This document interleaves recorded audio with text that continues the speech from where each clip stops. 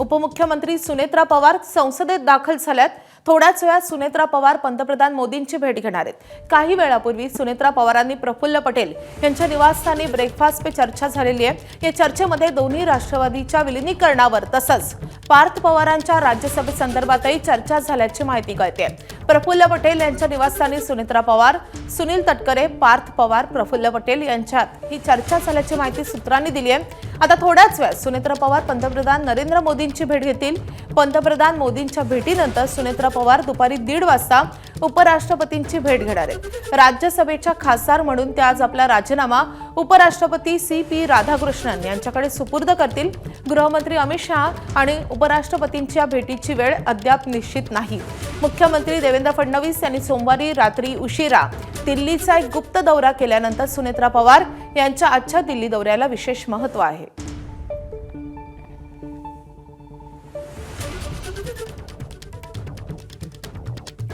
तर सुनेत्रा पवार आता संसद भवनात दाखल झालेल्या आहेत। आपण ही दृश्य पाहतोय। संसद भवनात आता त्या दाखल झाल्यानंतर काही वेळातच पंतप्रधान मोदींची भेट घेणार आहेत आणि त्यानंतर अमित शहा आणि उपराष्ट्रपतींच्याही भेटीची शक्यता वर्तवली जाते। उपराष्ट्रपतींना भेटून ते त्यांचा खासदारकीचा राजीनामा सुपूर्द करणार आहेत। मात्र पार्थ पवार त्यांच्या जागी राज्यसभेवर जाणार का हे पाहणं अतिशय महत्त्वाचं असणार आहे।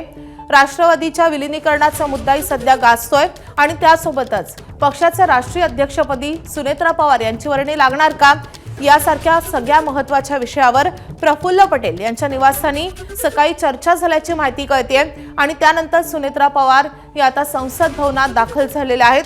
खरं तर राज्यसभेच्या त्या खासदार होत्या आणि आता त्या खासदारकीचा राजीनामा आज देणार आहेत, कारण आता त्यांनी उपमुख्यमंत्री पदाचा खरं तर पदभार स्वीकारलेला आहे। अजित पवारांच्या या निधनानंतर आता राष्ट्रवादीमध्ये काही महत्त्वाच्या घडामोडी पुढच्या काही दिवसात अपेक्षित आहेत आणि त्या अनुषंगानं सुनेत्रा पवार यांचा हा दिल्ली दौरा अतिशय महत्त्वाचा आहे। सुनेत्रा पवार यांच्यासोबत प्रफुल्ल पटेल आहेत, त्यासोबतच सुनील तटकरे आहेत, पार्थ पवार आहेत, जय पवार आहेत आणि त्यासोबतच पक्षाचे महत्त्वाचे नेते आपल्याला सुनेत्रा पवार यांच्यासोबत दिसतात। सुनील तटकरे, पार्थ पवार, प्रफुल्ल पटेलांसोबत सुनेत्रा पवार यांची सकाळी चर्चा झाल्याचं कळतंय आणि त्यानंतर आता आगामी वाटचाल कशी असणार या संदर्भात काय महत्त्वाचे निर्णय घेतले जातात, आजच्या या भेटीमध्ये नेमक्या काय कुठल्या महत्त्वाच्या विषयावर चर्चा होते हे पाहणं अतिशय महत्त्वाचं असणार आहे। दिल्लीहून आपले प्रतिनिधी सोमेश कोलगे आपल्या सोबत आहेत। सोमेश, सुनेत्रा पवार संसद भवनात दाखल झालेल्या आहेत, आता इथून पुढे त्यांचा कार्यक्रम कसा असणार आहे दिवसभराचा?